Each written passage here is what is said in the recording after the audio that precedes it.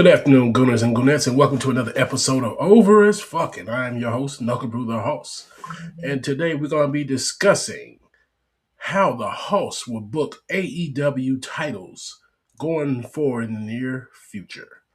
Well, the host was watching Collision last night, and as I do when I watch a lot of AEW, a lot of these matches end up being very random and they don't really go much of anywhere. The stories are really told in the ring with in-ring psychology and whatnot. But we need stakes to going into these matches other than just titles. We're gonna need some story behind these titles. Because if we don't have stories behind the titles, they're just gonna look these shows are just gonna sound like and look like house shows. So this is my take on AEW and how I would book the titles going forth right now. And we're gonna start with the women right now, and I'm gonna start with the women's tag titles. So we got the Babes of Wrath going against Mega Bad at Grand Slam Australia next week. I will be taking Mega Bad to go over at Grand Slam, and it's going to be in an unorthodox way. The Triangle of Madness is going to come out to brutalize Statlander, who will be watching this match ringside. Harley Cameron sees this travesty going down, and she goes to try to save Statlander, leaving Willow all alone. Willow is going to be double teamed by Megabad, and Megan Bain is going to capitalize on this by pinning the TBS champion Willow. Megan calls her shot standing atop of Willow with the tag title in hand for Willow's TBS title. So we're going to have a tag team champion also pinning the TBS champion. And I'm calling this to happen because it's time for Megan Bain to be made into a star into this company. And for that to happen, she's going to have to compete for a major belt. So by her pinning Willow, this is going to be leading to a strong TBS championship match, which I'm about to break down right now. And for our TBS championship, I got Willow versus Megan Bain. And Willow is going to be fuming after the loss of her tag team title, and she's losing confidence in herself to defend her TBS title. Megan and Penelope are stomping around the locker room with extreme arrogance and pomp. They will be attacking women at random. So at this point, Willow wants to humble Megan for terrorizing the locker room on a weekly basis. So Willow grants the match at Revolution, but under the stipulation that no one is allowed to interfere or be ringside. So no Penelope Ford ringside, no Harley Cameron ringside, no Statlander, no one. This match, I think is going to be a classic. It's going to be a star-making affair with plenty of power spots and near falls. Willow would win this match with two Dr. Bombs back-to-back to take down the Megasis. And the crowd is going to be yelling, "This is awesome!" And rematch all will take over the show. This match will lead to a blood feud that goes into a rematch at Double or Nothing. With this match, I really believe, chat, let me know, I believe Willow and Megan Bain will be putting on such a classic for AEW. This may be a top 3 to top 5 match in the women's division for AEW in this short history. I really believe in Willow Nightingale's power, and I believe in Megan Bain's power as well for this to work. So if Tony Khan wants to make a big money match for the women, please give us Willow and Megan Bain for the TBS Championship. All right, for the AEW Women's Championship, I have Tekla versus Mercedes Moné. And you're going to be like, Hoss, how is Tekla going to be champion when Statlander's champion right now? I'm glad you would say that. I have Tekla going over in this strap match coming up on Dynamite this week. So, under this scenario, Tekla is the newly crowned champ after defeating Statlander in the strap match. The Sisters of Sin ambush the Babes of Wrath backstage, injuring them severely that it requires them to ride in an ambulance during the show. Tekla takes advantage of this and calls out the stable during her match, which is more than likely going to be the main event of the night. And they're going to use the Sisters of Sin to actually overcome Statlander in this strap match. Should be very interesting. Okay, since we got Tekla here, Mercedes is going to be coming back from her vacation very soon, and she sees the landscape of the women's division has changed. Mercedes is no longer the biggest baddie of the locker room. The Triangle of Madness has become the apex predators of AEW. The CEO does not compete for the attention with anyone and confronts Tekla about this. Tekla tells Mercedes that business here is now toxic and spears Mercedes through a table, yet sending a straight message to the CEO. Mercedes then calls in a favor after this attack to Athena to get backup for the triangle. Athena accepts, but she says she wants to have the first crack at the title once Mercedes wins the strap. Tekla gets wind of this alliance and calls for a sit down in the ring. Mercedes accepts.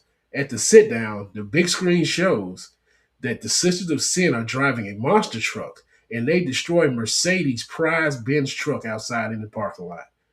This this enrages Mercedes and Tekla laughs maniacally at the table.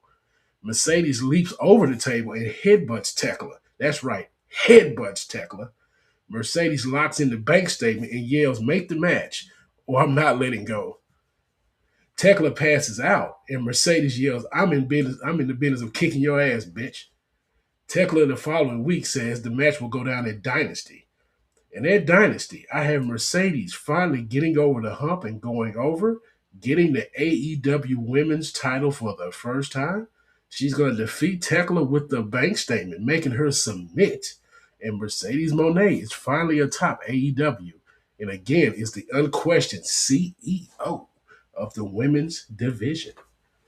Now, I bet you're saying, Hoss, how are you going to make this heel versus heel dynamic work? Well, I tell you like this. In AEW, we love to have face versus face ideals a lot. And now we got heels versus heels where we're trying to, I guess they're really trying to phase out these monikers.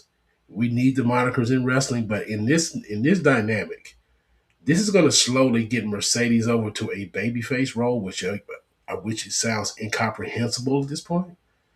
But I really believe this build with Tekla and Mercedes, as I've highlighted here, would really get the crowd over to Mercedes in a where they actually feel sorry for her for a second, and she becomes more of an anti-hero than more something a full-on babyface. So yes, I have Tekla versus Mercedes go at Dynasty. Sounds very interesting, I believe. All right, well, that's it for the women's belts, even though we got a bunch of men's belts to break down. And we're going to get started here with the National Championship. And I have Kevin Knight versus Ricochet for the National Championship belt. Now, this feud is going to have Ricochet is going to be jealous of Kevin Knight's hair and his rising fame online. Because as we know, Ricochet loves being online. So he's seeing other people get impressions and get the views more than him. It's going to be Kevin Knight. So the demand starts to terrorize Knight by beating up his trios mates and destroying his hairstylist boutiques from town to town. Yeah, I know. Crazy, right? Destroying boutiques. People need work. So Knight confronts Ricochet by taking pictures of him getting his hair styled by his wife Samantha's personal stylist, with Samantha sitting in the chair right beside him. Ooh. Ricochet is enraged and brutalizes Knight on the show. Knight challenges Ricochet for the national title and to end the beef. Ricochet grants this match at Revolution, and Knight wins in a high-flying affair for the title. But not so fast. After this match, GOA destroys Ricochet and kicks him out of the demand, instantly turning Ricochet face and moving him up the card. Now, as you can probably know from my prior videos, the Hoss is a big fan of Kevin Knight, and it's time to put an individual belt on him. These trios titles are not going to do him justice because there's no one really to challenge for trios titles. The trios titles are really some of the most worthless belts in this company because we do not have stables enough to give you three people to go and fight for these belts. So we're going to give Kevin Knight a real belt. It's going to be the newest belt that's been made in this company, the National Championship. So Kevin Knight can go travel to any other promotion to go chat with this belt. I think it's going to be very interesting. They say he's the future of the company. Put the rocket on Kevin Knight. He's already the UFO. He's the jet. Put the rocket on Kevin Knight. All right, for our next belt, we got the TNT title. And for me, I got Pac versus Tommaso Ciampa. And with Ciampa coming into this company, being having a big role so far because he's undefeated in 2 straight weeks with the Open Championship, I choose Pac because Pac is a very strong competitor for Ciampa, and I really think that they can make some real magic here in AEW. So the feud goes like this: Ciampa goes on a lengthy streak with the Open Challenge. Pac comes out to answer the challenge on Collision. So we're going to get the Psycho Killer versus the Death Rider. Ciampa wins the fight, but the Death Riders destroy him afterwards. Yes, we're going to have the Death Riders just brutalizing Ciampa. Ciampa don't have much help right on these days in AEW. He don't have any friends right now. So the Death Riders come in there and just put it to him, put foots to him. Excuse me. So Ciampa goes mad and challenges all the Death Riders. So a stipulation is instituted that only one Death Rider can challenge for the title. So we're going to have a fatal four-way to decide who gets the title shot. We got Pac versus Yuta versus Daniel Garcia versus Claudio. I'm taking Pac to win the Death Rider Civil War, and he goes on to challenge Ciampa at Revolution, and he wins with the help of Claudio, who's already lost to Ciampa previously. And with this win, Pac ends the Open Challenge immediately. Now, I guess people would say, why would Pac do this? Pac is a heel. Why would he go around here challenging people with this title that he just won off the back of a babyface anti-hero type character? Pac has nothing to gain by doing an open challenge. I did not understand what Kyle Fletcher was doing open challenges as a heel. So Pac is going to remedy this by going ahead and keeping that belt. And we're going to have a new challenger come up soon. But in this feud right here, I have Pac taking that belt off Tommaso Ciampa at Revolution. All right, going to the Continental title, which is a belt that no one really cares about, but we're going to make people care about it here because with the hottest name in AEW right now, we're going to make it happen. We got Jon Moxley going against Andrade El Idolo. That's right, Andrade going for the Continental title. And you'll probably be like, Hoss, he's going against Hangman at Grand Slam. Yeah, and I think he's going to lose at Grand Slam to Hangman to go, so Hangman can go against MJF. So Andrade is going to build back up. He's going to face Jon Moxley. And with this feud, I have the Death Riders and the Don Callis family beef reaching a boiling point. Okada and Takeshita are too preoccupied with infighting. Kyle Fletcher is caught in between the middle of them, and El Clone is just not up to the task just yet. So Don Callis offers Andrade the deal of a lifetime, a new house, and his own private jet if he could bring Mox to heel. Mox overhears this bounty on his head and challenges Andrade to an eliminator match, and he loses. So we got the championship match. It is going to be set for Revolution, yes. Under the Hoss, Revolution is going to be a stacked card because Revolution is also one of the biggest shows for AEW, so we're going to stack this card up with something just right. So Andrade fulfills the contract, and he defeats Mox in Revolution. And this is just too much for the Death Riders. They've had enough of Moxley's incompetence. They tie him up, they throw him in a dumpster, and they light it ablaze. They're like, yes, we're going to let you know that Jon Moxley is now a dumpster fire.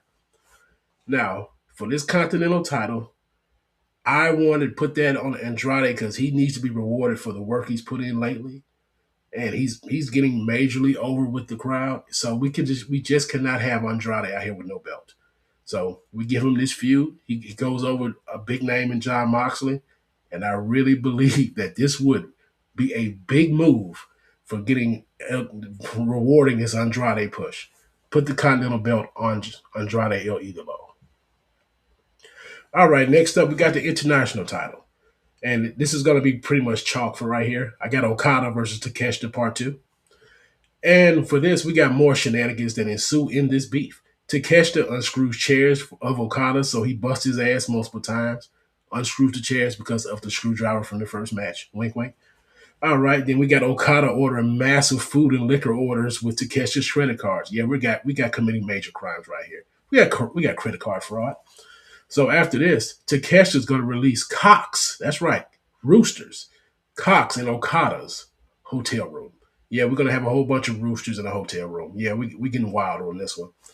So Okada finally relents and says, it's me and you at Revolution, bitch.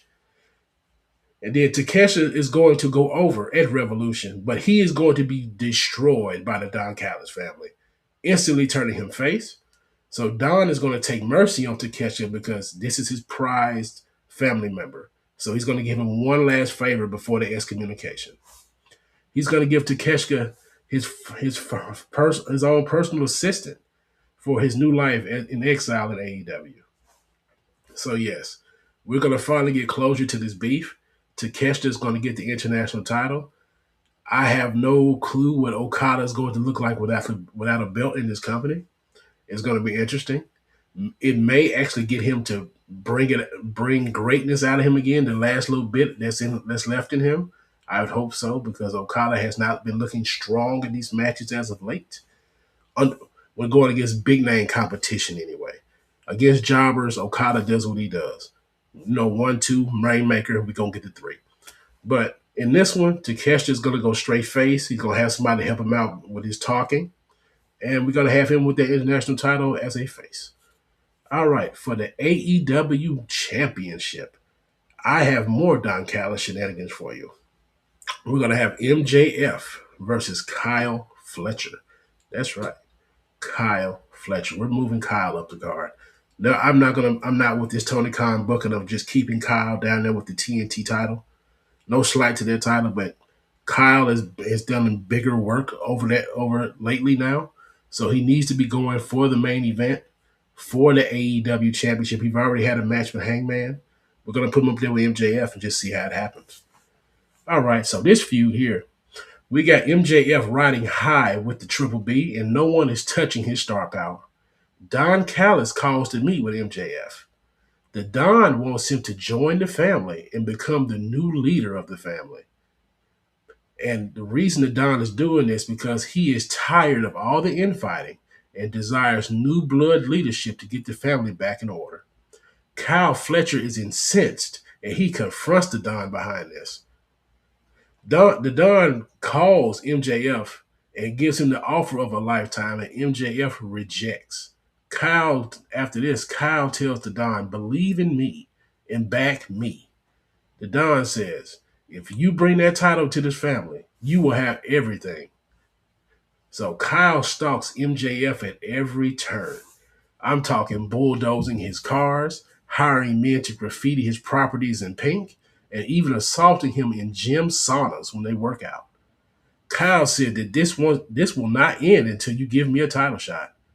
MJF, sick of this, said he relents and says you will get one, and grants his request under one condition. If Kyle loses, he must become his Alfred because MJF is the real life Bruce Wayne. So Kyle accepts his absurdity, and the match is set for double or nothing. And you're gonna be like, Hoss, why would you have this match so early? And the Hoss is gonna tell you that it's time to give MJF some unfamiliar fights. Like all these fights against these faces that we all see and we know, the Kenny Omegas, the Swerve Stricklands, the Hangman Pages. These are older champions. They're already champions. Some of them are multiple time champions. It's time to bring other people into the main event.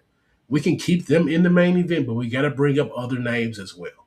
It is time for Kyle Fletcher to move up the card. So I have Kyle Fletcher winning in a very sick affair. So every Kyle Fletcher match, there's blood, there's a lot of pain in Kyle Fletcher matches, and I believe this one will be no different. Kyle's going to win this one, and he's going to become the Don's champion. The Callis family is going to have the AEW championship, and it's going to have the Continental championship. The Don Callis family is going to end up going back to being the strongest heel faction in the company. And honestly, I believe that this needs to make a turn for Don Callis being the authority figure for one of these brands. So if we don't we can either get a brand split, or we can just going to have him over both brands as a heel authority figure, and that could be very fun. And they'll be like, "Oh, Hoss, that sounds like WWE." Well, it's not WWE, but it's something that the company needs right now. The AEW needs a strong leadership figure that's on every show to bring all the stories together every week. it can be very interesting going that route. And with that, that is how the Hoss would book AEW. And I really believe that this booking will will bring new fans about with ample storytelling. It's not the biggest stories being told, but they're interesting. They'd be like, man, that's something new over at AEW is going on. Let's check that out. So that's just some of the musings of the hall. So tell me what you think. Like, share, and subscribe. Let me know in the comments what you think about this booking. Let's talk about it. So thank you. Y'all have a great day. Enjoy the Super Bowl today, and you'll see me later this week. Thank you.